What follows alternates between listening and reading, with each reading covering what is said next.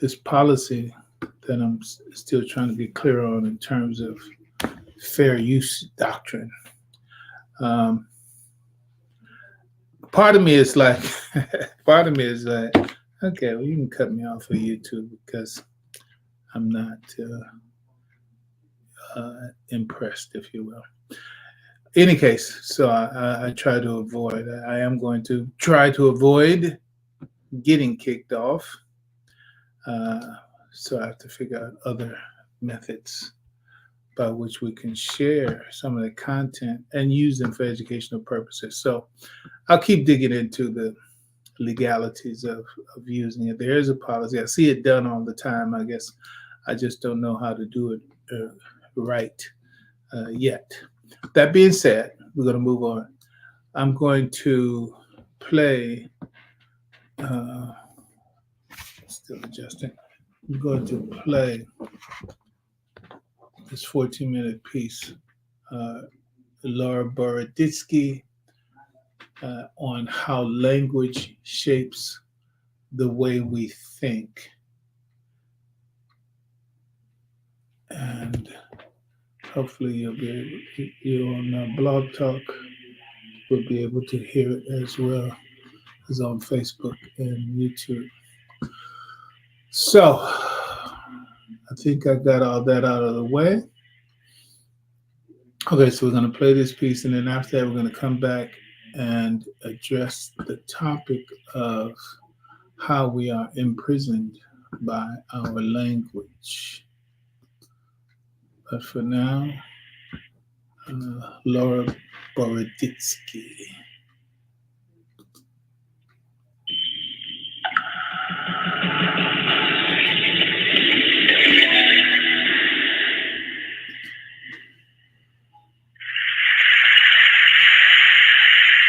So I'll be speaking to you using language because I can. This is one of these magical abilities that we humans have. We can transmit really complicated thoughts to one another. So what I'm doing right now is I'm making sounds with my mouth as I'm exhaling. I'm making tones and hisses and puffs, and those are creating air vibrations in the air. Those air vibrations are traveling to you. They're hitting your eardrums, and then your brain takes those vibrations from your eardrums and transforms them into thoughts. I hope. I hope that's happening. So because of this ability, we humans are able to transmit our ideas across vast reaches of space and time. Like, we're able to transmit knowledge across minds. I can put a bizarre new idea in your mind right now. I could say, imagine a jellyfish waltzing in a library while thinking about quantum mechanics. Okay. Now, if everything has gone relatively well in your life so far, you probably haven't had that thought before. But now I've just made you think it through language. Now, of course, there isn't just one language in the world. There are about 7,000 languages spoken around the world. And all the languages differ from one another in all kinds of ways. Some languages have different sounds, they have different vocabulary, and they also have different structures, very importantly, different structures. That begs the question, does the language we speak shape the way we think? Now, this is an ancient question. People have been speculating about this question for forever. Charlemagne, Holy Roman Emperor, said to have a second language is to have a second soul. Strong statement that language crafts reality. But on the other hand, Shakespeare has Juliet.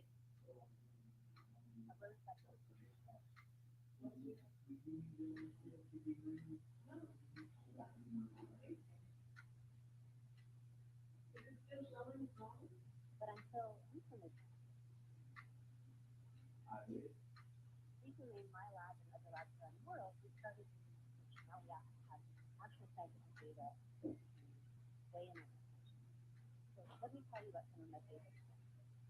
I'll start with an example from an Aboriginal community in Australia that I had a chance to work with. These are the two Kiowa people. They live in Central Valley, a very less educated community. And what's cool about this Kiowa is in these Kiowa, they don't use themselves by themselves. And instead, everything is in partnership. So when I say everything, I really mean everything. You would say something like, oh, there's ant on your southwest leg. or move your cup to the north-northeast a little bit. In fact, the way that you say hello in Cook-Tyler is you say, which way are you going? And the answer should be north-northeast in the far distance. How about you? So imagine as you're walking around your day, every person you greet, you have to report your heading direction. That would actually get you oriented pretty fast, right? Because you literally couldn't get past hello if you didn't know which way you were going. In fact, people who speak languages like this stay oriented really, really well. They stay oriented better than we used to think humans could. We used to think that humans were worse than other creatures because some biological excuse, oh, we don't have magnets in our beaks or in our scales. No, if your language and your culture trains you to do it, actually, you can do it. There's humans around the world who stay oriented really well. And just to get us in agreement about how different this is from the way we do it, I want you all to close your eyes for a second and point southeast. Now keep your eyes closed, point. Okay, so you can open your eyes. I see you guys pointing there, there, there, there, there. I don't know which way it is myself. You have not been a lot of help. So let's just say the accuracy in this room is not very high. This is a big difference in cognitive ability across languages, right? Where one group, very distinguished group like you guys, doesn't know which way is which, but in another group, I could ask a 5-year-old and they would know. There are also really big differences in how people think about time. So here I have pictures of my grandfather at different ages. And if I ask an English speaker to organize time, they might lay it out this way, from left to right. This has to do with writing direction. If you were a speaker of Hebrew, Arabic, you might do it going in the opposite direction, from right to left. How would the Cook-Tyler, this Aboriginal group I just told you about, do it? They don't use words like left and right. Let me give you a hint. When we sat people facing south, they organized time from left to right. When we sat them facing north, they organized time from right to left. When we sat them facing east, time came towards the body. What's the pattern? East to west, right?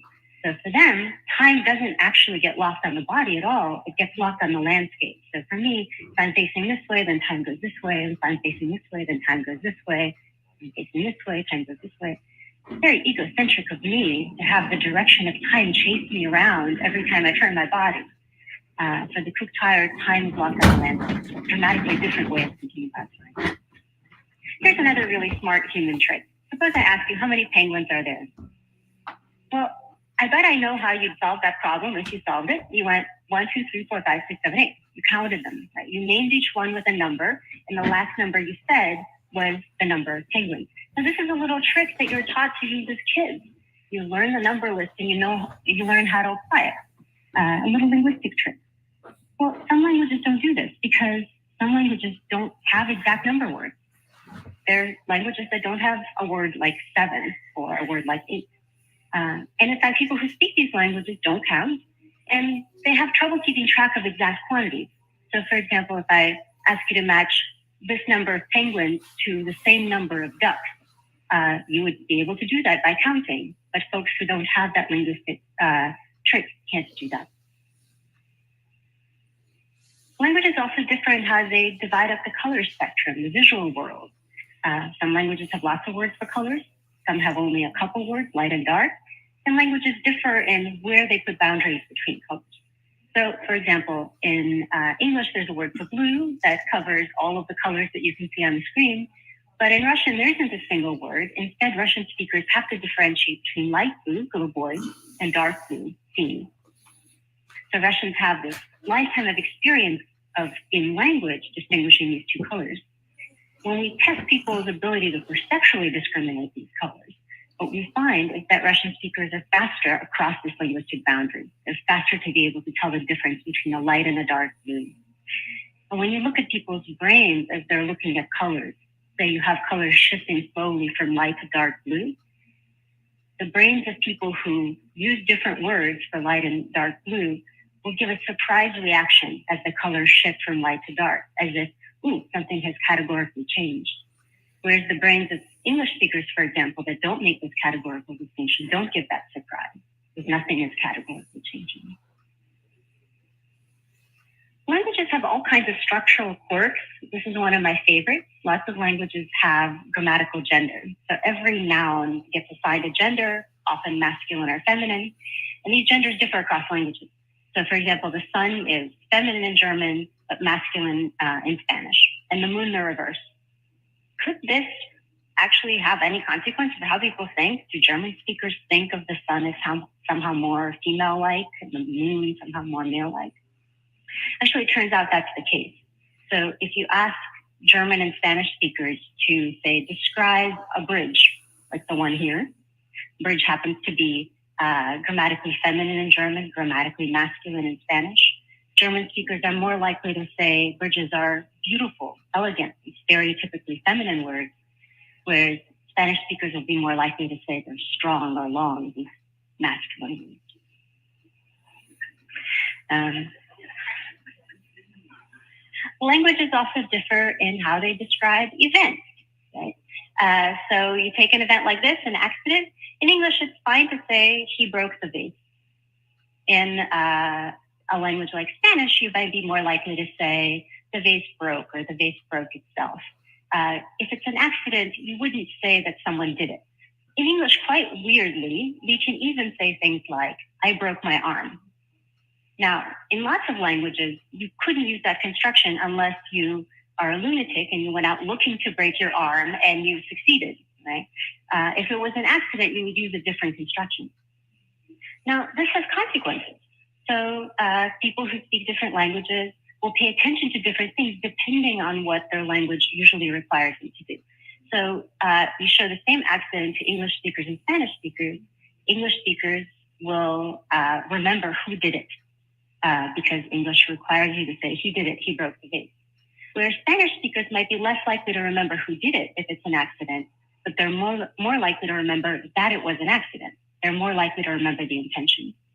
So two people watch the same event, witness the same crime, but end up remembering different things about that event. This has implications, of course, for eyewitness testimony. It also has implications for blame and punishment. So if you take English speakers and I just show you someone breaking a vase and I say he broke the vase, as opposed to I say the vase broke, even though you can witness it yourself, you can watch the video, you can watch the crime against the vase, you will punish someone more, you will blame someone more if I just said he broke it as opposed to it broke. The language guides our reasoning about events. Now, I've given you a few examples of how language can profoundly shape the way we think, and it does so in a variety of ways. So language can have big effects, like we saw with space and time, where people can lay out space and time in completely different coordinate frames from each other. Language can also have really deep effects. That's what we saw with the case of number. Having count words in your language, having number words, opens up the whole world of mathematics. Of course, if you don't count, you can't do algebra.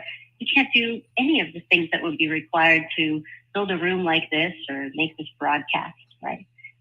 This little trick of number words gives you a stepping stone into a whole cognitive realm. Language can also have really early effects, what we saw in the case of color, right? These are really simple, basic perceptual decisions. We make thousands of them all the time, and yet language is getting in there and fussing even with these tiny little perceptual decisions that we make. Language can have really broad effects. So the case of grammatical gender may be a little silly, but at the same time, grammatical gender applies to all nouns. That means language can shape how you're thinking about anything that can be named by a noun. It's a lot of stuff. And finally, I gave you an example of how language can shape things that have personal weight to us. Ideas like blame and punishment or eyewitness memory. These are important things in our daily lives. Now, the beauty of linguistic diversity is that it reveals to us just how ingenious and how flexible the human mind is. Human minds have invented not one cognitive universe, but 7,000 languages spoken around the world.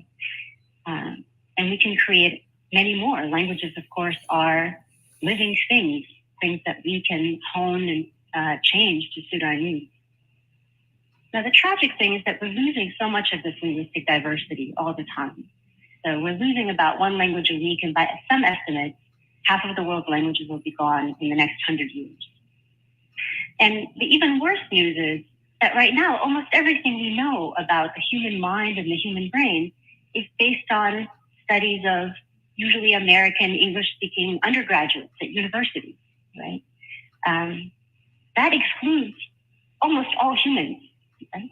So what we know about the human mind is actually incredibly narrow and biased, and our science has to do better. I want to leave you with this final thought. I've told you about how speakers of different languages think differently, but of course, that's not about how people elsewhere think. It's about how you think.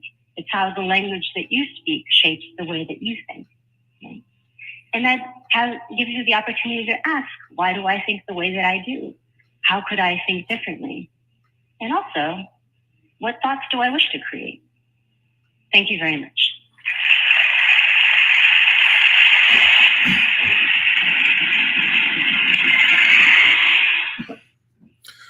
Alhamdulillah Rabbil Alameen. So, mashallah, that's Lyra, Leara Boroditsky, Boroditsky. Alhamdulillah, we're going to, let's go ahead and take this out for right now. And I'm going to go ahead and open up for a brief, same protocol, comments from you before I go on, because we're going to spend considerable time on this subject. Well, I mean, that's the time of the day that we're spending. So push one on your phone, come on through. This morning we're talking about language as a fundamental social construct, as a shaper of thought.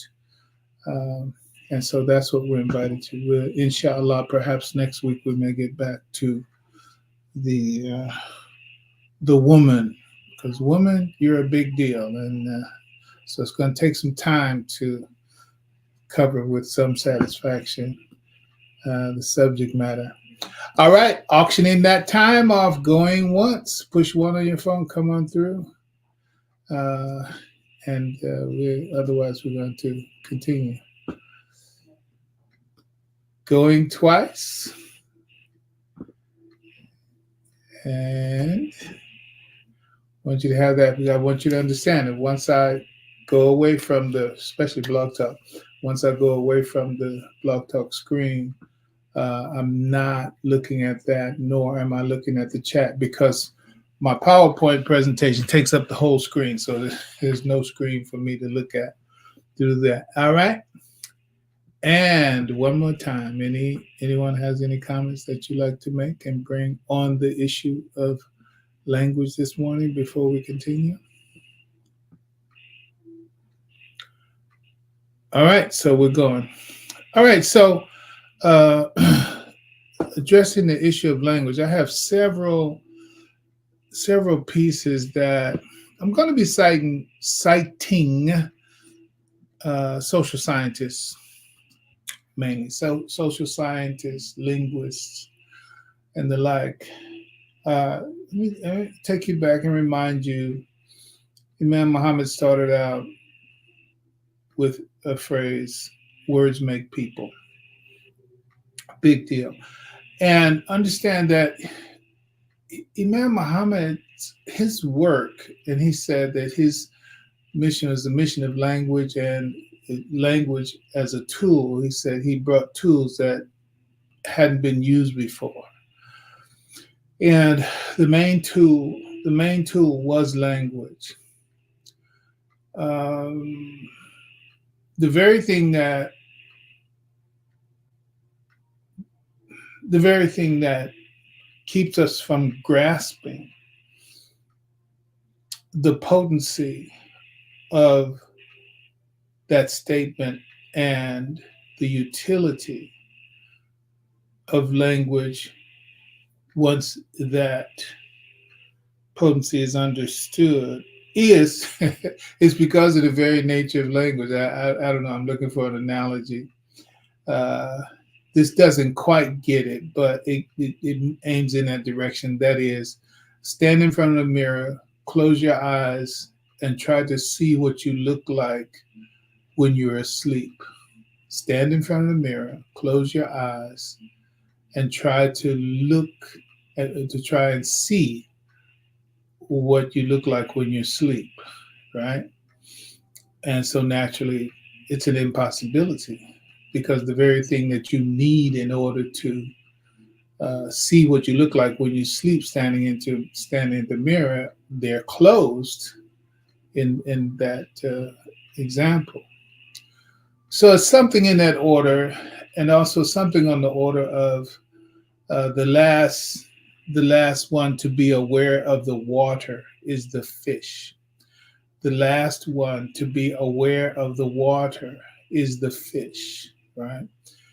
Because the fish is surrounded by this water. Not even talk about the fish as a cognitive or a non-cognitive creature, but you get the point. The point is that it is so language ubiquitous.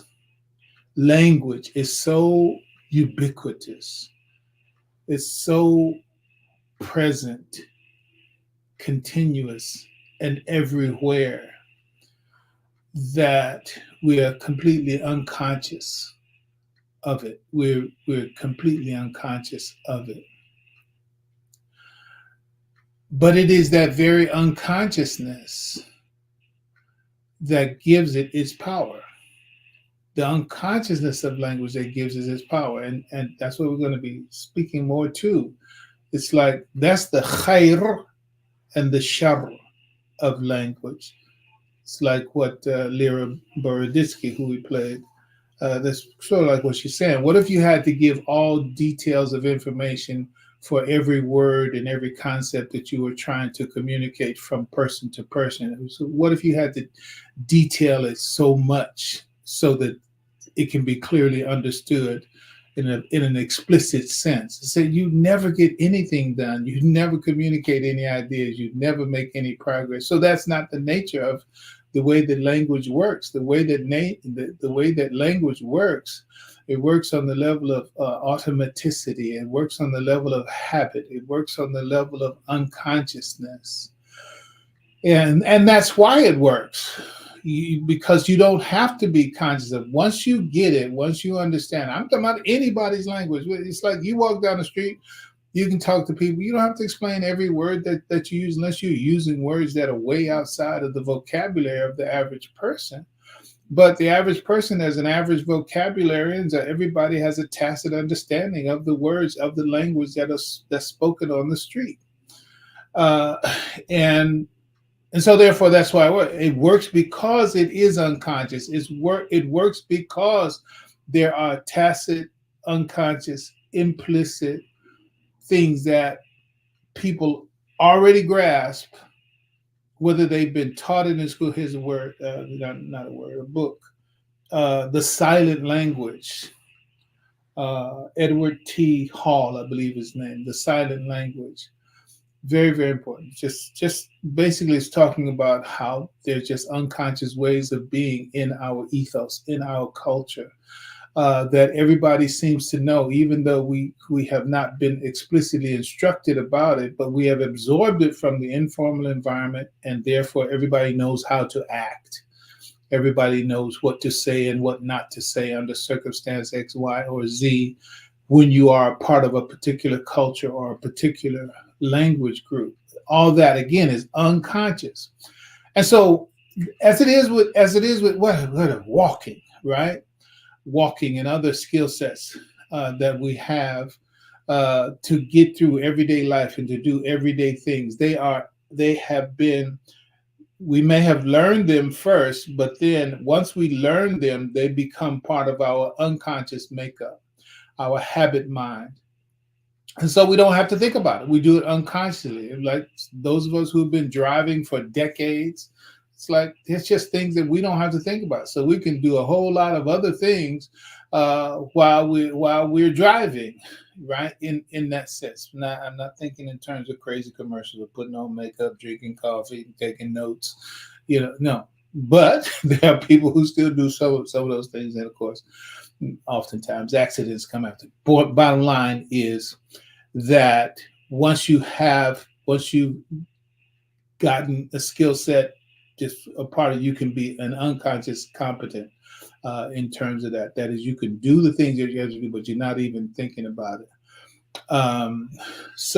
Okay, so that's a plus that Allah subhanahu wa ta'ala has embedded in us, or made a part of our nature, that there's certain things, okay, once you learn them, you don't have to keep thinking about them. We put them, Allah, by my design, that we put them into your habit mind, put it into your unconscious makeup, and it becomes an automatic skill that all you got to do is just start the process, and you can finish it without having to think about it. Okay, so that's a plus. Okay, but the minus of that is it is also true for, let's call it, bad habits, toxic language, etc. Those things also get put into our unconscious makeup, and therefore they disappear from our consciousness. And there are things happening in our lives in consequence of this language of which we are unconscious. And so therefore bad things can be and are happening in our lives, and we don't understand that it's grounded in your language.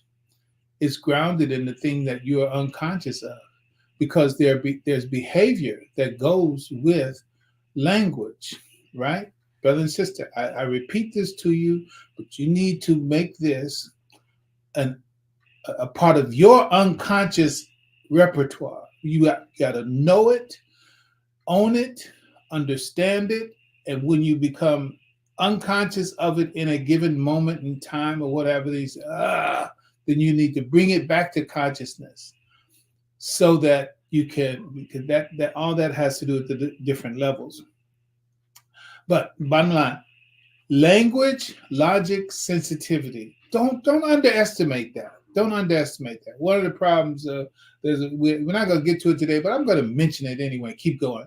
It's called false reification. False reification. Reification. Here's reification. reification. False reification. When something is reified, it means that first it was not concrete, then it was made concrete, right? To make something that was not concrete is to reify it. Reify it. So we have these words: realty. You can use that, but also reality, right? Reality, right? So reify means to make something real, right? So false reification, meaning that you're making something real that is false. That's a false reification. Okay, when I say making it real, meaning making it have concrete impact. Okay, concrete consequences, even though it's false. How about this? Go slow. Take a breath if you need to. I'm going to do the best I can to try to slow down on some of these things. Sometimes I try to catch things as they pass through my mind. But the idea of false reification is you take something that was not real, quote unquote, but then you make it real, right? But the thing that you make real is false. Okay? How about this? Hotels. Go into a hotel, tall hotel. On the outside, you can see that it's well past 20 stories. Another language issue. Okay, get on the elevator. When you get on the elevator, push the button for the 13th floor. Oh, there is no 13th floor. Really? There is no 13th floor? Well, look on the panel there. I don't see a 13 on the floor. It goes 1, 2, 3, 4, 5, 6, 7, 12, 14, 15, 16. What happened to 13? There is no 13th floor. There's only a 14th floor. There's no 13th floor, right? False reification. The false reification is A, that there is no 13th floor. That's false.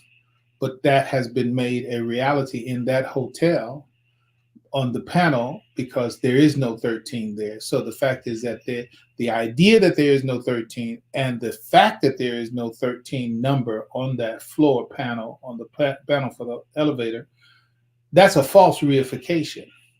And the thought that the 14th floor is the 14th floor and not the 13th floor, that's also a false reification. So it's made real, the reality of there is no 13th floor, false, but it's made real because you look on the panel, there is no 13th floor. All right. Further in the falsehood is that the 14th floor is not the 13th floor, and that this is really the 14th floor. False reification. See, so the point is that socially it's a reality, but really it's false. All right. What am I saying? What am I saying here? If you don't take Imam Muhammad's language information, because, listen to this false reification, because he's not a scholar. Because he's not a scholar. Listen, you all. Listen. That Imam is not a scholar is like saying there is no 13th floor. There is no 13th floor. Imam Muhammad is not a scholar. No, whatever work you have to do to get that falsehood out of your head and your heart, that's what you need to do. That's what you need to do. You need to not have any hesitation, reservation, or doubt that Imam Muhammad is a scholar. Okay, so that's what I'm going to say about that. Now, that scholar has given us something which, if we embrace, it's powerful. I mean, it's powerful for shaping your life. Again, like we listened to Laura Boroditsky about how language shapes your thinking. Your language shapes your thinking. It's like, okay, and where'd you get your language from? If you got your language from a place that didn't have and doesn't have your best interest at heart or in quote unquote mind, but then you're a slave to whoever gave you the language. Period. I don't know, maybe I'll bring it up before we end, but many of you have heard me go over this Master of All Masters, this little childcraft book story, Master of All Masters. Maybe we'll bring it up again. In any case, language, logic, sensitivity. This is from the Imam, Rahimahullah.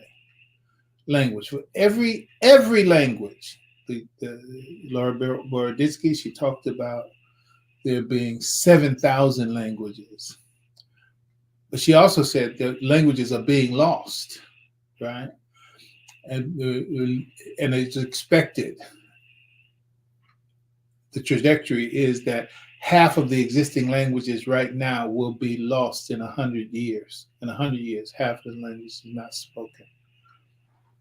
And you can see sort of what happens. You know, people begin to speak more and more of the other language and absorb the other language communities, and those other communities die under the absorption of their loss of language and the absorption of the other more dominant languages. So languages move through like imperial armies, let's call it. Right? And so it's like your language is gone, and now that language is the language. So language, so every language has a logic. What is the logic? So rich for this, but Every language has a logic, and whatever it is that we think about logic, that too, because logic is nothing but a word. Logic is a word, right? And you're going to have different kinds of logic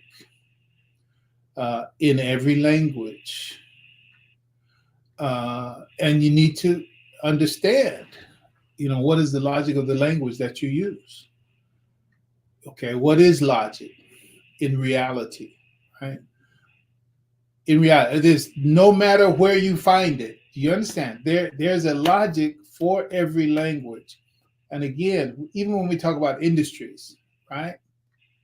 Okay, let's take politics as an industry, right? So in politics, there's a language, and also therefore there's a political logic, right? There's a political logic for Republicans. There's a political logic for Democrats. There's a political logic for independents. There's a political logic for blah blah. Okay, so go over to another country and whatever their distribution and labels for their politicians, then there's going to be a logic that is peculiar to that particular political party, blah, blah. I want you to understand, because we use the term logic, we're not talking about Aristotle, Plato, Socrates, Greek philosophy, etc. That's not the limit. That's only one of the things that for the meaning of logic. But see, if in your vocabulary, every time you hear logic, it only means that, okay, well then your world as it relates to logic is limited to that definition that you give. You expand your definitions, then okay, then you expand your world. I'm saying to you, so when you say economic, right? There's economic language, right? And in economic language, it's like right now in crypto, maybe it's in stock too, but it's a word that's come over that when you talk about alpha and we talk about beta, here's two words, right? Alpha.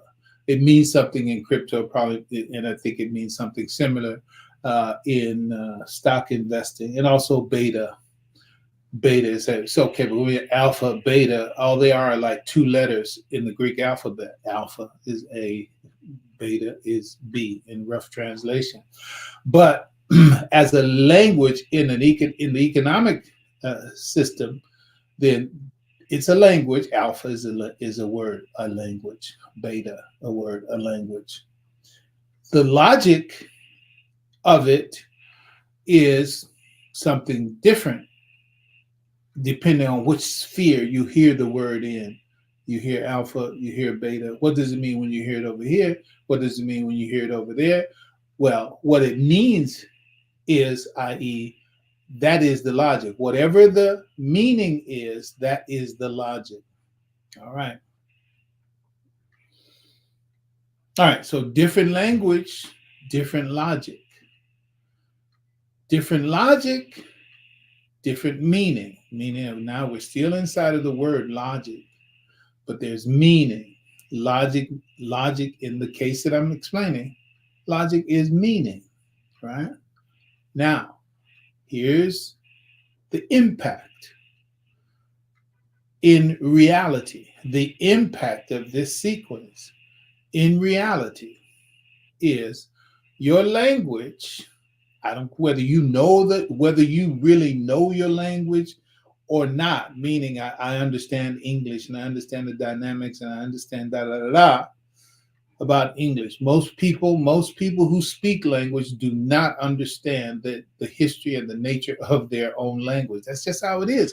Because when we learned the language, we learned it when we were completely unconscious beings.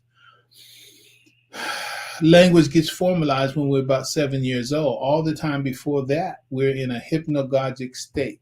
Why? Because look, you don't need to consciously know this language. You just need to unconsciously, habitually, and automatically know the language so that you can be communicated with and communicate with people who are already a part of the society that you've been born into. So there's no need for you to know explicitly, well, what's the verb and connection and what's the pronouns and what's the nouns, et cetera, et cetera. You don't know that. You can see how much of a challenge that is for most of us when we got to junior high school to learn English grammar. right? And most people that I've met that I've been around is like, man, I didn't like that class at all, right? Any case, so let's go back. So the idea is, so you have language, and then you also have logic, and then so now inside of this logic, you're still dealing with meaning, right? And then meaning, what is meaning? Words mean what they make you do. Words mean what they make you do. Words mean what they make you do. So it's like you look in a dictionary, and the dictionary tells you, you choose the word, doesn't matter. The dictionary tells you it means this. But in most dictionaries, you got all kind of entries, right? You have one main word, and you have 19 entries. I believe I remember in reading InfoSense. I think the name of the book was InfoSense. It says in the average word in English has about 23 different meanings. About 23 different meanings. So, so dictionaries, and you should understand, and some of you have heard me say this before, dictionaries are really just designed to give the people who are already familiar with the word, that is, you have some familiarity with the word, that's who it helps, the dictionaries.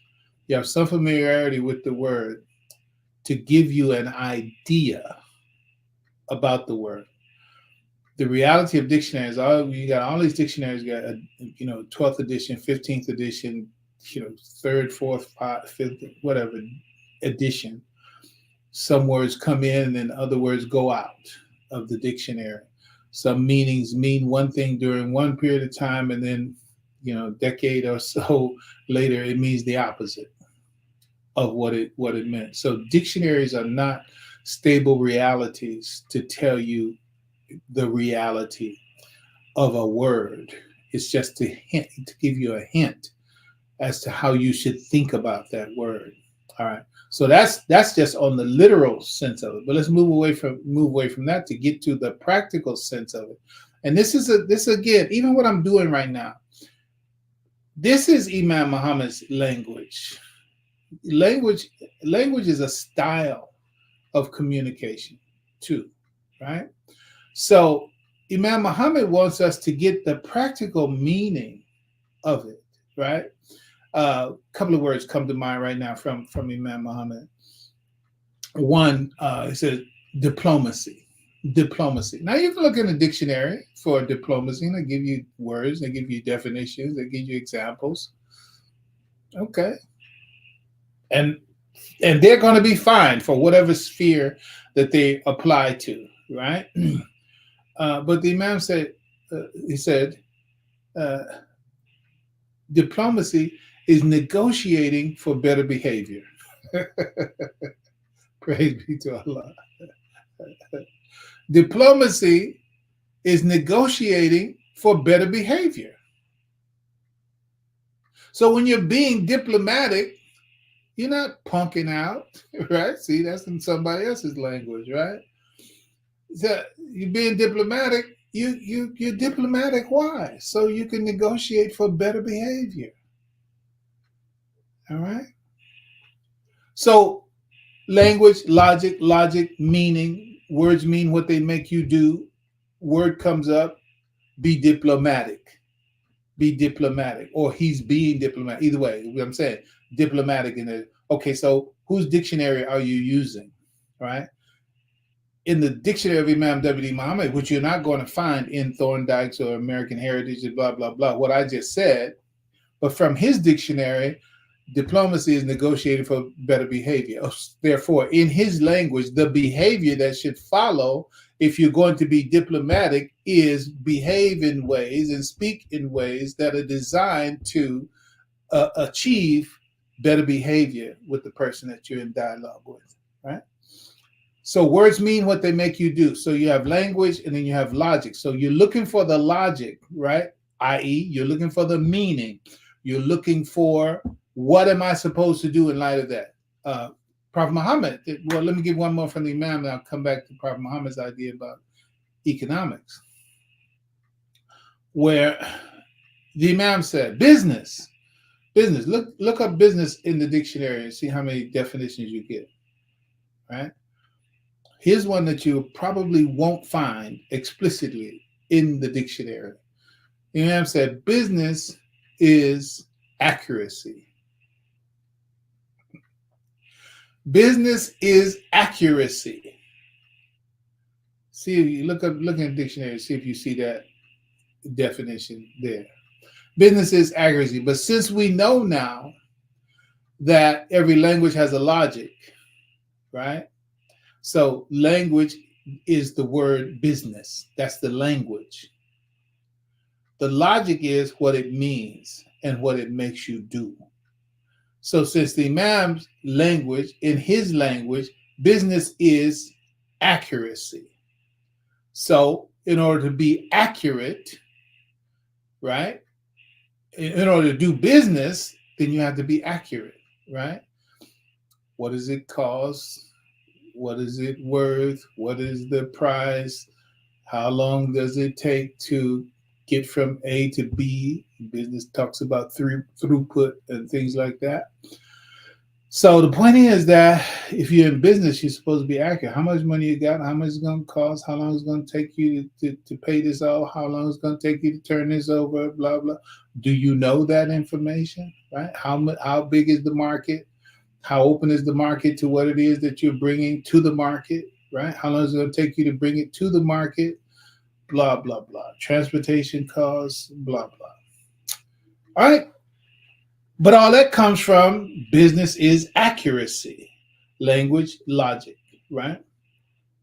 Prophet Muhammad sallallahu alaihi wasallam, he said, moderation in expense is half of economy. Moderation in expense is half of economy. Okay, so what does it mean? What how can you say to be economical? Let's call it economical. In the language of the Prophet sallallahu alaihi wasallam, what does it mean to be economical?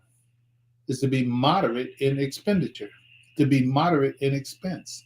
That's economical, right?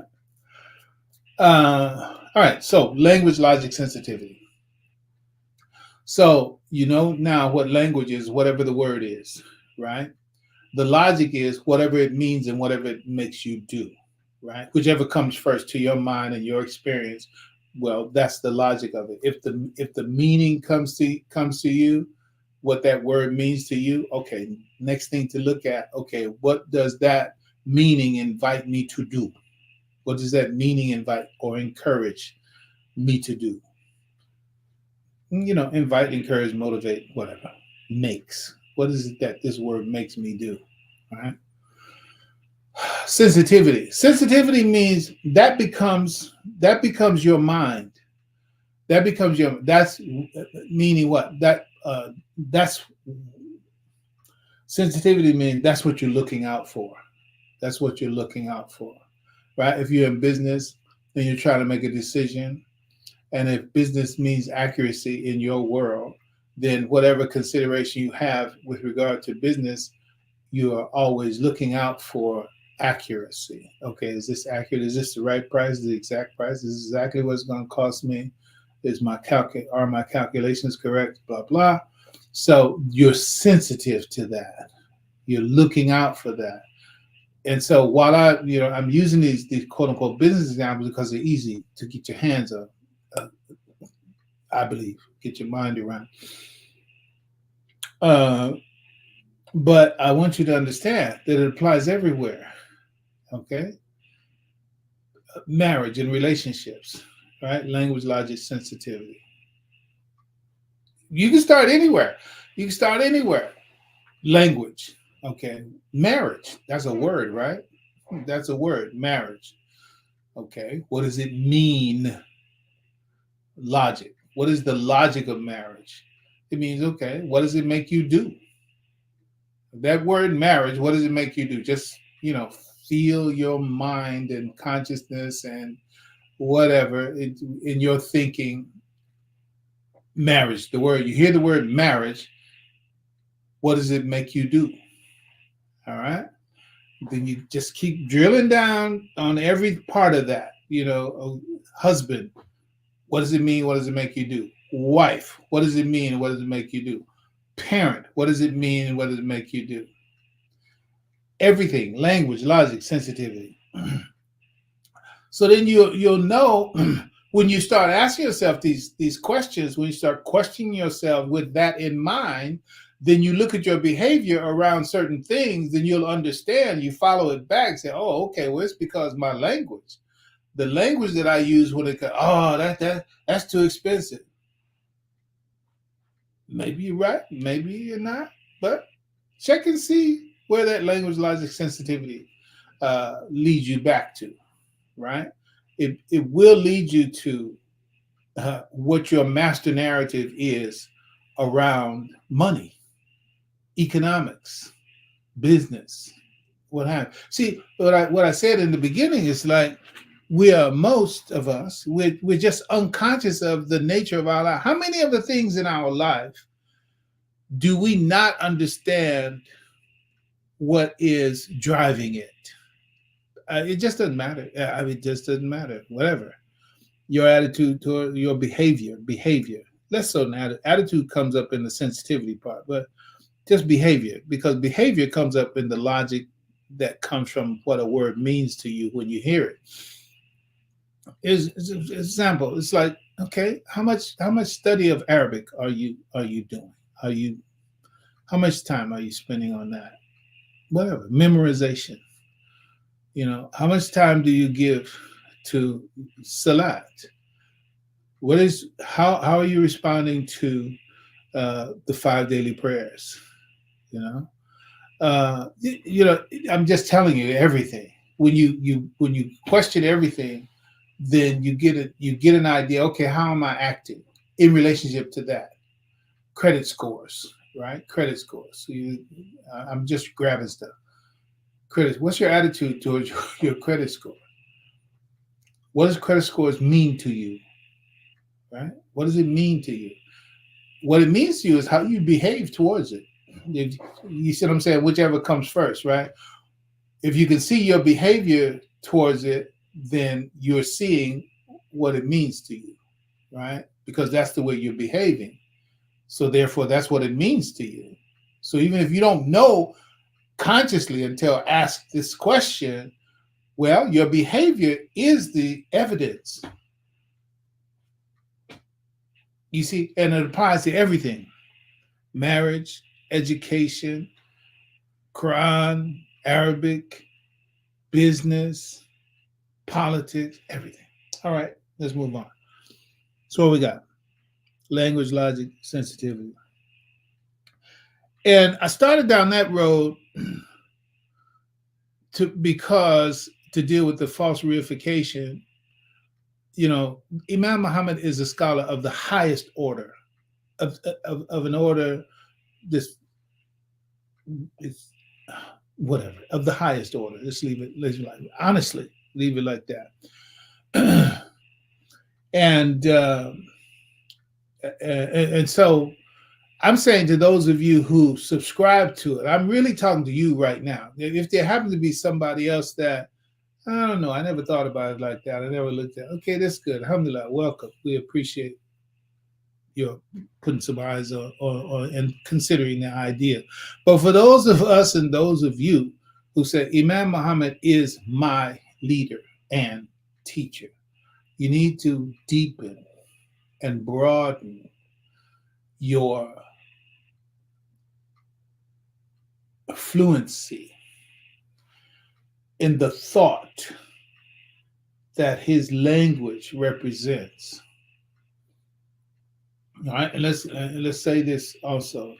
This is very clear. It's like Ar-Rahman allama al-Quran khalaqa al-insan allamahu al-bayan. We could go the route of, okay, unpack that. But you should understand that statement right there from Surah 55. Ar-Rahman علم القرآن خلق الإنسان علمه البيان. You unpack that and believe in that with all of its language, logic, and sensitivity. You do that. That's at the mountaintop of what I'm talking about. That's at the mountaintop of what I'm talking about. And there are some very, very few that's in my circle of associates who can start there and go from there to where I'm coming from. So Allah subhanahu wa ta'ala, alhamdulillahi rabbil alameen. He said he feeds from the sky and from the earth. I'm most grateful, and I'm humbled, and I seek Allah's protection from being distracted by the power and the glory of what we are blessed with. Right? I thank Allah. So move on. So he feeds from the sky, meaning somebody can start, because I'm considering, in that analogy, I'm considering the Quran and the Quranic language, I'm considering it as from the sky. It shouldn't be hard for you to understand that analogy, right? So you can get the revelation from the sky, but you can also get it from the earth. But I think most of us are closer to the earth than we are to the sky. That is, most of us, we embrace our truth, and it's natural. Even as I say it, it's like you do have to grow from the ground up. Allah said He created a human being growing gradually from the earth like a plant, right? See, this is language, logic, sensitivity. Even as I'm talking to you, I'm using what I'm talking about: language, logic, sensitivity. Right? The language of the Quran, Inna Allah anbatakum min al-ardi nabat. Allah says He created a human being growing gradually from the earth like a plant. But again, in the language of Imam W.D. Muhammad, he says Scripture uses figurative expression, figurative speech to address things that are scientific, actual, and very real. See, this is why you need to know those things. It's kind of sort of like a screwdriver or a crescent wrench or a hammer or a saw, whatever. You got to bring that tool to work with you. Bring that tool to work with you, right? So when you bring that tool to work, even while you're working, then the tool comes to play, right? So those are tools. Language, logic, sensitivity, those are tools. Figurative speech, figurative expression, that's designed that expresses Allah, to address things that are scientific, factual, and very real. Okay? So then it helps you understand, yes, God gave us a concrete example, plants growing from the earth, but it's applied to the abstract human being. Okay, so then what is it about the human being that is like plants growing from the earth? The fact is that it's grounded. Right? It's grounded. It don't grow from the sky down. It grows from the ground up. So how do human beings grow? You grow from the ground up. But there's a place where you can get to the sky and have a foundation that is an unseen foundation. But even to talk like that, you're already at another level of thinking, where it has a foundation. And Quranic support, literally and figuratively, he said, look at the orbs that are held up in the sky without pillars that you could see, right? And the birds, it's saying, without pillars. So there's a point where the unseen becomes as concrete as the seen. There are ideas that are supported by things that you can't see. So I don't want to get too far out. Alhamdulillah. So the idea is that from Ar-Rahman, Allama al-Quran, Khalaqa al-Insan, Allamahu al-Bayan, unpack that and you got it. You got the power of. Now, If we could, and when we do believe, have this doubtless relationship with the words of Allah in the Quran, we have this is the truth, right? And now, but not settling to just say, yeah, the Quran is the truth, but then not going into the Quran and abstracting from it the tools and the power of them applied to, just like we just talked about business and we talked about economics and we actually talked about politics when we talk about diplomacy. That's work that needs to be done in the world. Four birds, right?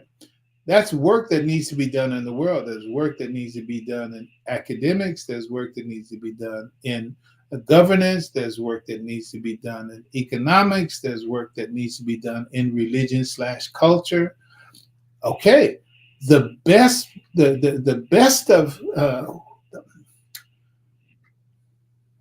the ideal and the excellence for all of these, they're in the Quran, in the Quranic language. The best of what is best for academics, what's best for economics, what's best for governance, what's best for religion and culture. That's what Allah has revealed. You're not going to find anything better anywhere else, right? Okay, but you have to go into it with the right tools. That's what Imam Muhammad rahimahullah has given to those who study him. He's given us the tools to go into the Quran and abstract. Yes, it's like going into a mine, M-I-N-E, right? A mine full of jewels, precious metals, precious elements, resources for constructing things and industrial uses out in the world. But you got to take it out of the mine first, right? The Quran is like crude oil in the sense of the analogy I'm using. Crude oil. You need a derrick in order to get the oil out of the ground. And then you need to have a means by which you can process that raw material and put it to industrial uses and others. That's how it is with the Quran. So if you don't have those tools, which is what Imam Muhammad has given, it enables you won't be able to take that crude oil, process it, and make other things that are useful in the world. Well, that's what the Imam has done, rahimahullah. But this is the matchup that has to happen between those who say they subscribe to the language of Imam Muhammad. Okay, subscribe to the language, apply it to the Quran, bring out of the Quran the potential that's in it for what needs to be addressed in your life, in your world right now. Because Quran is universal and trans-temporal, trans-spatial, trans-geographic. It applies all the time, everywhere, to everyone, and it will do so until the end of time. But you will only benefit from it by knowing how to go into it and bring out of it what it has as a potential for your particular situation.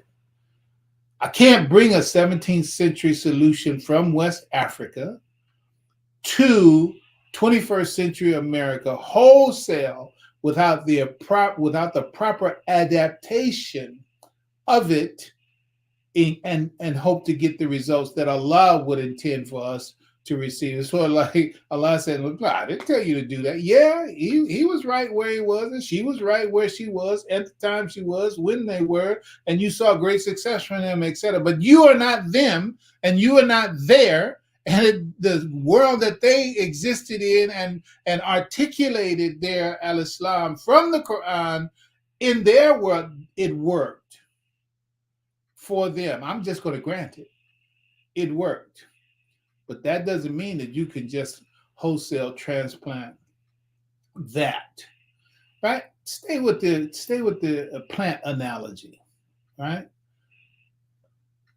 Can you just take any plant from any environment from any other time and bring it into a totally new environment and just stick it in the ground and it's going to be okay? Okay, well, it's no different than transplanting somebody else's historical, political, academic, philosophical, ideological solutions to where you are. No, you need minds that are born in and from your time that have the tools of language to be able to abstract from that universal, timeless book the solutions that apply to who you are and where you are and when you are and how you are. All the rest of that is window dressing, man. All the rest of that is costume. All the rest of that is whatever, synthetic. It's like, oh, it looks good. Oh, it sounds good. Listen, language, logic, sensitivity. What's the language? What's the logic? If I do what's being said by whoever, what is going to be the consequence? Because everything is cause and effect. If I behave in a certain way, then there are going to be certain consequences to my behavior. That's the law of life, right? So if I'm not given the right, quote unquote meaning, i.e., behavior, because of the nature of the language that's given to me, I can be acting on what I think is the right thing, but I'm doing the wrong thing for the environment and place that I'm in. Okay. So let's go ahead and look at this. Look at this quote right here. It's been out there all the time. I'm sure you read it 3 or 4 times. So those who are on Facebook and YouTube. Language as a fundamental social construct. It shapes our thought. So I'm quoting social scientists here, right? This is from the earth base, right? And one of the statements Imam Muhammad rahimahullah in the lecture that he gave at Malcolm X College in 1994 on Islam and nationalism. And he was talking about the cardinal principles of the Declaration of Independence. And he's saying when I listen to them and read those words, they sound more like the Quran than other scriptures because I can't find the equivalencies of what they're saying. I can't find it in the Bible, the Old Testament, New Testament. I can't find it in the Bible, but I can find it in the Quran. Right? And he said, I don't care what quote unquote their philosophy is, when I can find the essence of what's in my religion in what they say. So it's sort of like, okay, that don't sound like the Bible. That don't sound like Old Testament. It don't sound like New Testament. That sounds like the Quran. And because it sounds like the Quran, I can subscribe to it. That's what the Imam is saying. And that becomes also a tool.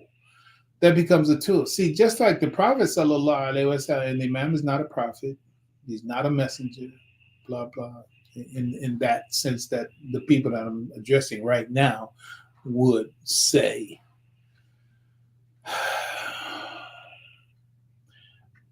But the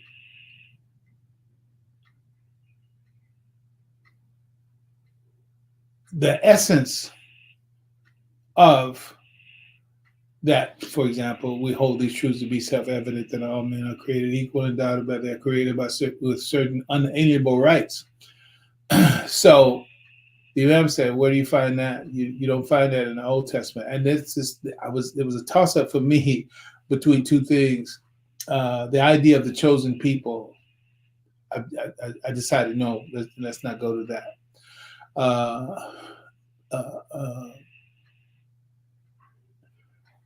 That was one thought. So I'm saying when you look in the Old Testament, look in the New Testament, you don't find this positive, creator-based labeling of and universal equality of the human being. You don't find that, in essence, in the Bible and Old or New Testament, but you find it in the Quran. And so the Imam is saying, if I can find the essence of what my religion speaks to, my way of life, our revelation, what it speaks to, then I subscribe to it. I don't care who says it. All right. All right. So the point is, that's a tool. That's a way of understanding. What you look for is the essence of what's up. So that means you have to go to what you're reading. You have to go to it already in possession of an understanding of the essence of your religion. You go to it. I don't care whoever you read, all these X number of names that I may read today. It doesn't matter, because it's being filtered. I'm saying it doesn't matter for me, upon, again, this direction of Imam and methodology of Imam Muhammad, as Prophet Muhammad sallallahu alaihi wasallam, things that he does, they become criteria, standards, values that we can apply in our life situation, reading, understanding, and it will line up. It's sunnah. It becomes sunnah, all right? Because he did it, right? For example, a man came to the prophet, he was trying to confess something, right? And the prophet already having this prescience about it, said, he about to tell me something that's coming. I'm going to have to do this, that, or the other. So the man came, and the prophet turned away from him. And the Imam said, the prophet, then the prophet turned away from him again. And then the person came in front of the prophet again, wanting to confess something, and the prophet turned away again. And then the adhan was called. And the Prophet sallallahu alaihi wasallam, he said, it's time for prayer, right? And so they went, they made salat. After salat was over, the man came back in front of the Prophet, trying again to do the same confession. And the Prophet said, did you just make prayer? Did you make prayer with us? And the man said, yes, I made prayer. He said, well, then Allah has forgiven you. Allah has forgiven you. So the Prophet said, there's none for you to tell me, none for you to confess. Go. So from that model, then that gives you example of how to deal with things that you don't want to address in the spirit of mercy for another person. All right. And other things, it has many, dimensions of it. So what I'm saying is that example from him becomes a tool for us. Same way with Imam Muhammad, that example from him becomes a tool for us in this time. So he's saying, I look for the essence of my way of life from any other scholar, teacher, scientist, etc. Another example. Because I'm talking about a tool and using that tool, and I'm telling you some things you won't read and some things you won't endeavor to understand because you can't see it in the Quran in that language. You're depriving yourself. The Prophet sallallahu alaihi wasallam explicitly, the Prophet said that the bit of knowledge is the lost property of a believer, and wherever they find it, they have more of a right to it, right? And so failing to grasp, there's so many failures on that when you deny knowledge from other sources that are quote unquote non-Muslim. Non-Muslim don't mean disbeliever, but I'm not going to go with that. So the idea is you deprive yourself of so much knowledge that also comes from a failure to understand the nature of man, the nature of mind, the nature of intellect, the nature of knowledge, and the nature of Yeah, the nature of knowledge. Where does knowledge come from? So that's epistemology. And so not understanding that epistemology, so you therefore you stay away from knowledge that could help you move along, because you say, well, I don't know where that is in the Quran, so just come on. You shouldn't do that. But the idea is, because also all of us have different proclivities, just like this right now. I'm speaking from my proclivity. That's the nature of it. Speaking from my proclivity, and you also have others who have a proclivity. You have those who have proclivity for Quran. They have proclivity for that. Don't think that because I'm saying it this way. Oh, what you saying, brother? You don't have proclivity for the Quran? No, no. What can I say? I don't even know how to respond to that, because it's like it's all. That's where it's all coming from. That's where it's all coming from, in the hope and the interest that we can take what the people of science, especially language sciences, in this case, uh, language science is what they have said about the power and the influence of language. Okay, so since we all speak language and you talk about the power of language, okay, and then you have the the Quran, which is the language of God. The Quran, the Arabic, is the language of God, and how the Prophet sallallahu alaihi wasallam said that the superiority of the words of Allah is like the superiority of the full moon over the stars. So it's like, so mashallah, this is no boast. It's like I've been to a place in the Quran, and in understanding the nature of the Quran, uh, such that, man, if people could just understand, that's all of us, we could just understand that with the Quran and through the Quran and by the Quran, that's world power. You don't have to think about nuclear power or economic power or whatever. The power in the language of the Quran. This is what Allah says. Allah says in the Quran, said, if there was a Quran, that's when you read this verse that we're speaking of. I'm not a memorizer of number and verse, chapter and verse. I'm not that, but I can assure you that what I'm saying right now is there. He said, if there was a Quran, so there, even right there, when you see the word, it says Quranan, Quranan, Quranan. That's not nominative. That's what do you call it? It's like one of, not ma'arifa, whatever the opposite of ma'arifa is. That nominative case, Quranan, is saying that a Quran, if there was a Quran, what are the implications? The implication is that there are other Qurans, right? Other Qurans. And that also goes to, well, what does Quran mean?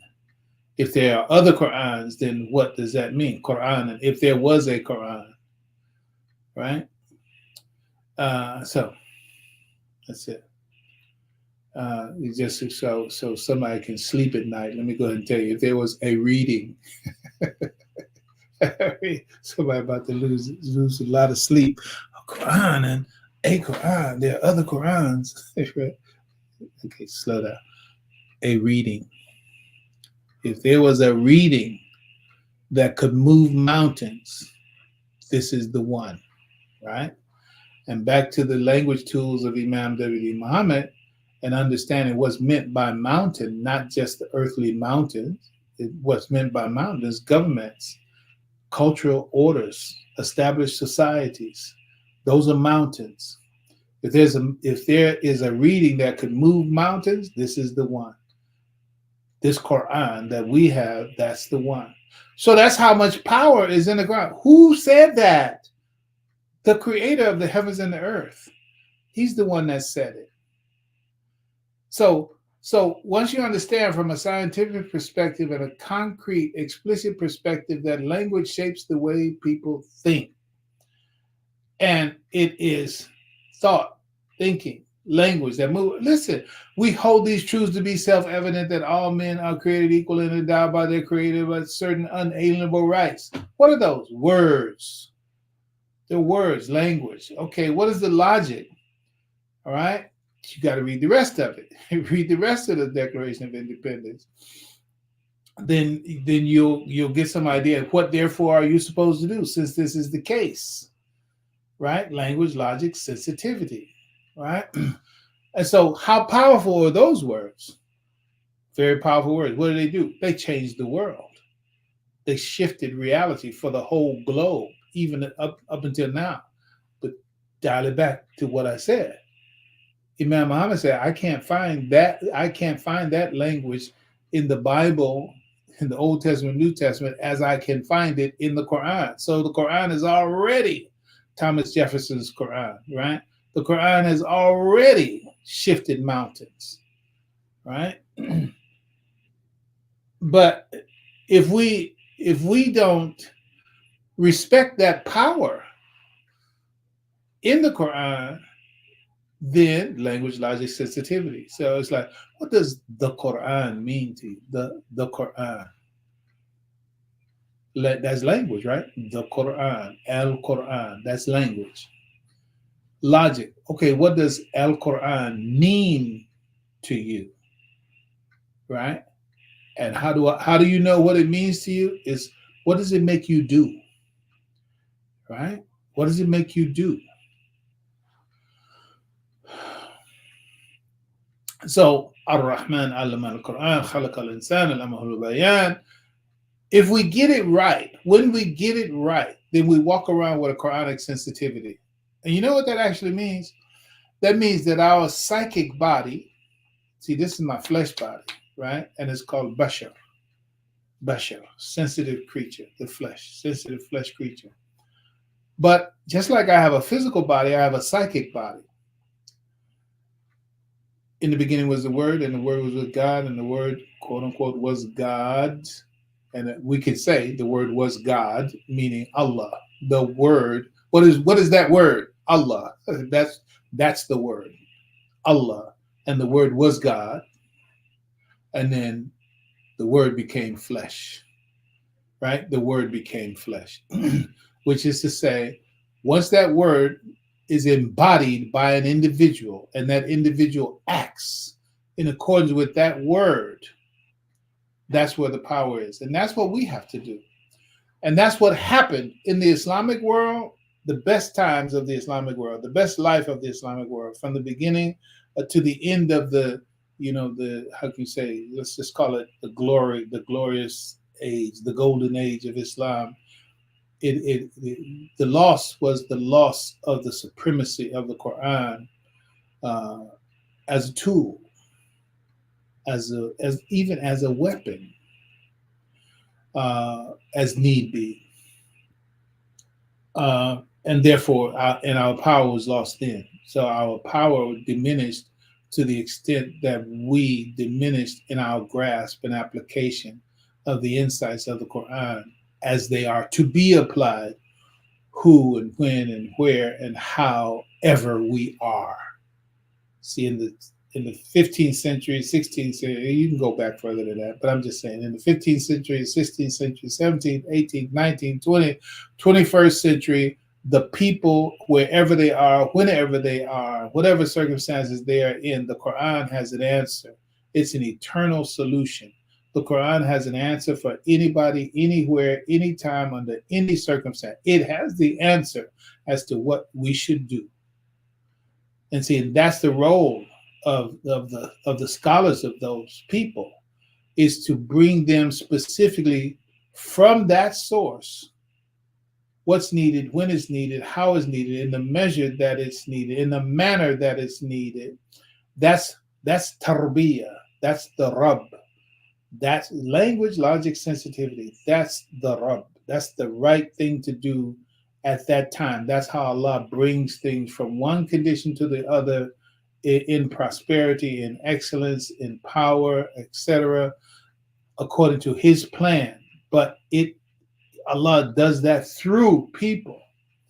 He does that through people. But then now, so I have to say this is there's a formula for who's the ones. Who are the ones to do that? That's when you get the other formula in the Quran. We speak of the Prophet sallallahu alaihi wasallam.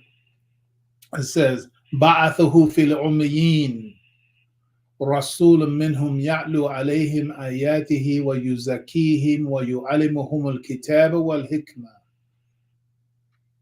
Ba'athahu fil ummiyin. There's a big plus in coming from the Ummiyin, people of motherhood, coming from the people whose minds and language hasn't been shaped by the institutions whose design is to perpetuate the values of the people who gave rise to those institutions. It doesn't mean, understand what I'm saying? You can go to colleges, you can go to universities, alhamdulillah, rabbil alamin, as long as you have your mind properly sequestered and properly protected and properly siloed against the absorption of the values and the sensitivities that are contrary to the destiny that Al-Islam has for you. Yeah, you can go to the colleges, go to universities, get that, etc. But if you're not wearing your, I'm going to call it wetsuit, space suit, asbestos, whatever kind of suit you need to have to have that oil and water barrier between, okay, I'll take this, but I ain't taking that. Okay, fine. So in terms of that take that knowledge and then apply that in the best way. All right. So I know there's a point that escaped me there, but inshallah to come back. All right. So this Rudolf Steiner that I mentioned here. Anybody who's in touch with my idea, you know how to hit me. If I left a blank and you're in touch with me well enough to know what that blank was, go ahead and hit me with a text and remind me. I'm trying to travel light today.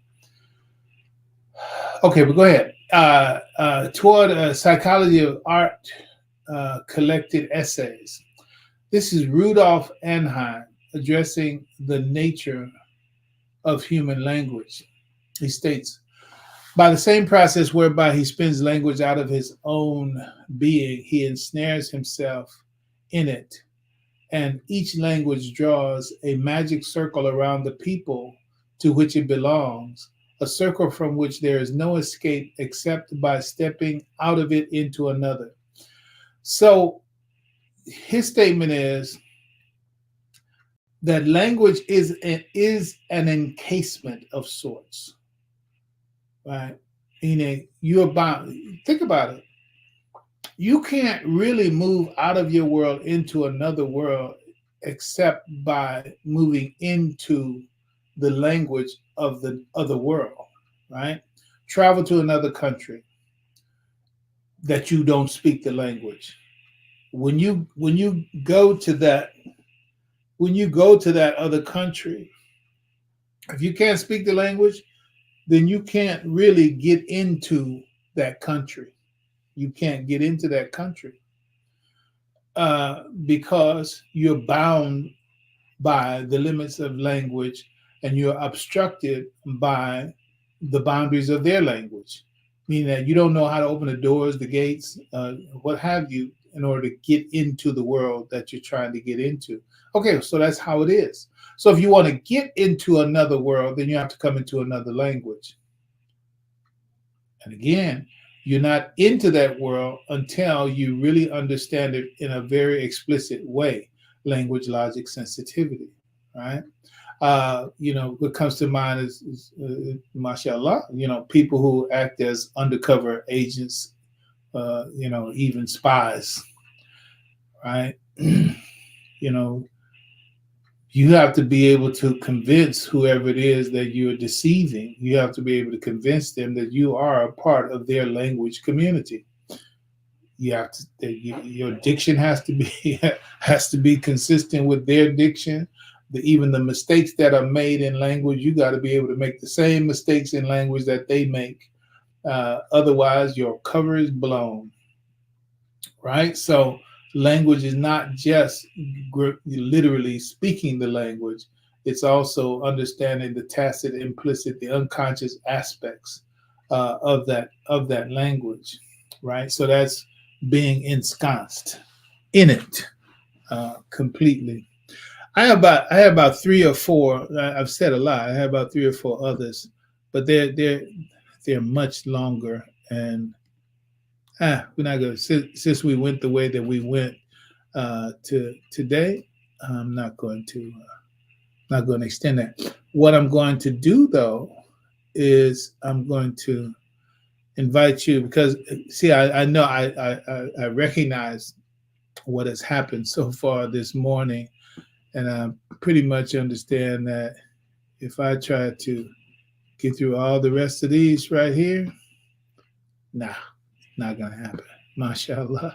So, inshallah, hopefully, what I've said thus far has been a benefit. I am going to tick through uh, and greet all who are there, who are here with us.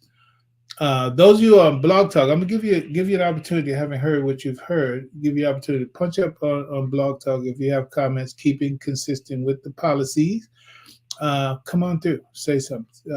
Otherwise, if there's no comments from you, that's gonna end the day for us.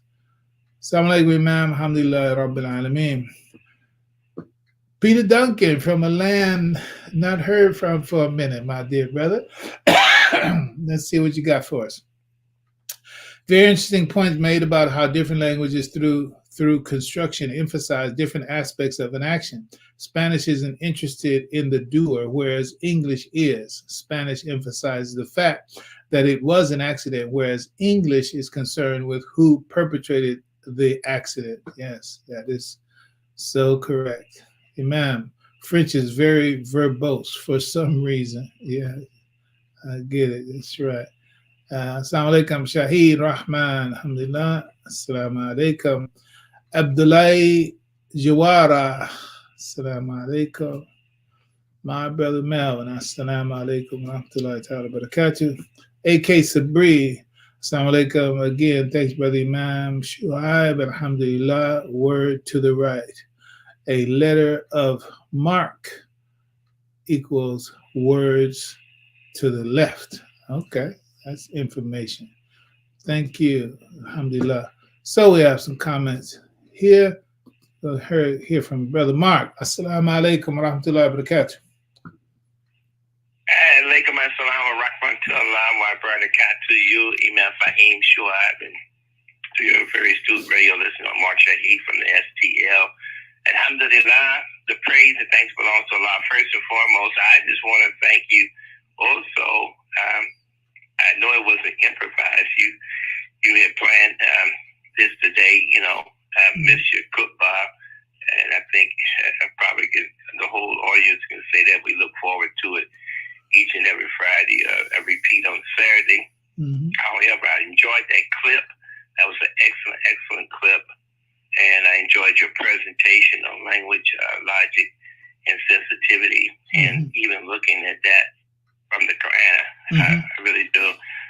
And also, just if it's okay and permissible to you, just to say to the radio listening audience in terms of this Wednesday, is that okay? Oh yeah, okay? Yeah. Go right ahead. Permission. Go right ahead. Yes, sir. Yes, sir. I want to just say to the radio listening audience that Imam Fahim Shoaib has agreed to join me on IWDM radio on the MGM Roundtable, that stands for the Muslim Global Message Roundtable, that I host, as we'll be celebrating our 7th anniversary on Parenting and Family Reconstruction Learning Lab. Started all the way back in January 2017, and we're still growing strong. And will have as my guest, and under the topic of parenting in the 21st century and how we can help to reconstruct the destructive family life. Be dialoguing with him, and he'll be my special guest, and be looking forward to that, and want to invite all of you all that's listening. The call-in number for IWDM Radio is 714-816-4673. Once again, the call-in number to IWDM Radio is 714-816-4673. And the time will be, those in the Eastern Standard Time Zone, it'll be 8:30 for you in the Eastern Standard Time Zone. It'll be 7:30 for those in the Central Standard Time Zone, and it'll be 5:30 for those who are Pacific Coast Time. So once again, 7:30 Eastern, 6:30. It'll be 8:30 Eastern, 7:30 Central, and 5:30 Pacific Coast Time. So I don't want to confuse you. So the only time zone that's important is the one that you're in. We'd be honored to have you to tune in, listen in, and help put the 7th anniversary celebration of the Parenting and Family Reconstruction Learning Lab. Thank you so much, brother. Thank you. Imam Fahim Shuaib. Really appreciate you and appreciate the contributions that you've made for many, many years toward the sacred institution of marriage and family life. And I say sacred institution because Allah established both of these institutions for the human progress. Yes. Thank you. May Allah continue to bless you and us. Assalamu alaikum. Alaikum assalam. Look forward to seeing you Wednesday or hearing with you, talking with you Wednesday. Alhamdulillah. Alhamdulillah. Georgetta, assalamu alaikum wa rahmatullahi wa barakatuh. Oh, assalamu alaikum, Imam. I didn't know I was still in the I was still in the queue. Yeah. Alhamdulillah. Anyway, I just wanted to mention about how I was at the DMV and I noticed all the different languages that was translated there, and I was thinking it's usually in Spanish, and I also just got an insert in a paper, a weekly paper we have here from the health department. That whole pamphlet was in Spanish, and I was just thinking how when we go to these other countries, they don't bend over backwards to put everything in English for us. And so the fact that they're putting everything, and we have to put everything bilingual, what's the reasoning, I guess the word, that's not really the word I want to use, behind that we, are trying to totally embrace the Spanish by making sure everything. I remember when I was in the work world, it was always, how are we going to make this bilingual? How are we going to make this bilingual? So I just had some thoughts about the whole bilingual thing. That's all. Okay, so what are your thoughts? Well, first of all, like I said, one of my thoughts were, when we go to other countries, they're not, going out of their way or making an absolute point. We're absolutely manic about making sure everything is bilingual in Spanish. Of course, the Spanish population has, blown up in this country. So I'm asking you, is it just to make everything convenient for them, or is there something else behind all that? Yeah, well, I mean, for me, it's just an expression of their growing power. Speaking Hispanics, right? There's a statement. I'm sorry I can't get it. I always break it up. I'll find it again. It's like there's no such thing as the original human language. There's no such thing as what was the original human language. There was no original human language, which means that when it comes to language, there's some people that try to say this is a language and this one is not, right? That's an imperialist move, right? either everybody is a language or everybody is a dialect, right? Or every quote unquote language is a language or every language is a dialect. Now there are some things that you can say that are quote unquote dialects. It's like if I go to the Northeast speaking American English, then I'm going to hear something a little bit different in the Northeast and Boston and New England and that area.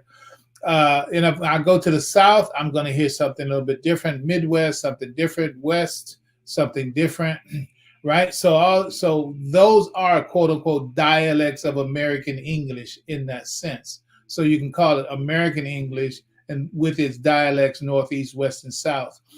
But when it comes to French, German, Spanish, other these quote unquote so-called global languages, it's like none of them actually have any supremacy, and all of them in actuality, it says all languages are dialects. Only those that are called languages, they are dialects with an army and a navy. They are dialects with an army and a navy, which means that, okay, this is because of the power. So the dominance of a language has everything to do with the power of the people who speak it. I'm talking about the literal, kinetic, physical might of a people. That has everything to do with how much respect that language actually gets in the world, right? So even though it's not as barbarous on the outright on the global scale, we got that, but in terms of the seepage, that's not the best word, but we're doing that. In terms of the seepage and the absorption up from South America, Central America, which Mexico and coming in, because you and we're on the West Coast, and you're actually closer to the South than me. So the absorption of the Hispanic population, I think Latina might be the way to say it. I don't know. Its absorption is like their presence dictates that, yeah, you need to. It used to be say, hablamos español, and we speak Spanish, right? Now they have to say hablamos inglés. So it's like they're speaking. They gotta let us know that they speak their language. I've gone to right around the corner, as you know, from the masjid down Fruitvale. When you go down in that area of Oakland, it's like just like you going to another country. Period. It's like you going to another country. The music, the language, the look, by and large, it's like little Tijuana, it's like little Mexico. That's it. And their political representation and all that, it suits them. So I'm saying the need to have that, just like you have quote unquote, what do you call it? I don't know. I'll just say handicapped spouse. I know, speaking of language, that may not be the right way to say it. But in terms of the more accommodation for handicap has also to do with the political power and the economic power that has evolved in the interest of that group of people, right? So it's not a capitulation on the part of government or what have you. It's a recognition of that group being represented and having their needs met. And also, when we talk about success in the world, meaning is, okay, you're going to be driving, you use DMV. Okay, if you're going to be driving, well, we need to know that you know how to drive on the streets. So we need to give you your instruction in your language. So most of the driving in the world is symbolic anyway. Red light, green light, yield sign, stop sign, no right turn, no left turn. Those are all symbols. So by and large, you can get through in terms of that. But in terms of the actual knowledge of the system, yeah, it has to be done. So you got Vietnamese, you got Chinese. I'm sure you have all these other languages that are, for lack of a better term and abbreviation, they're flexing in their own way. And as they flex, they say, well, you need to add my language. You need to add an explanation. You need to add this to the elevator sign and instruction, etc. It's just a growth. It's just growth of the people themselves, the population themselves, and their capacity for putting demand on the system because of their presence. All right. All right. I guess she's gone. All right. Thank you, email. All right. Thank you. Thank you. All right. Give her the greetings for me. All right. Inshallah. All right, that's pretty much going to be it for us. Who have I missed here? Yeah, I think that's it. I missed this one from the man. Like God is, what is that? Like God is white. You know, that's a narrative. That's a master narrative that's already. Inshallah, we're going to get to that whole dimension. Brother Jerome, assalamu alaikum. All right, brothers and sisters, thank you so much for your time and attention. Make dua for me, and I will for you. May Allah, God is near to the path. Assalamu alaikum wa rahmatullahi ta'ala wa barakatuh. Thank you for using Blog Talk Radio. Goodbye.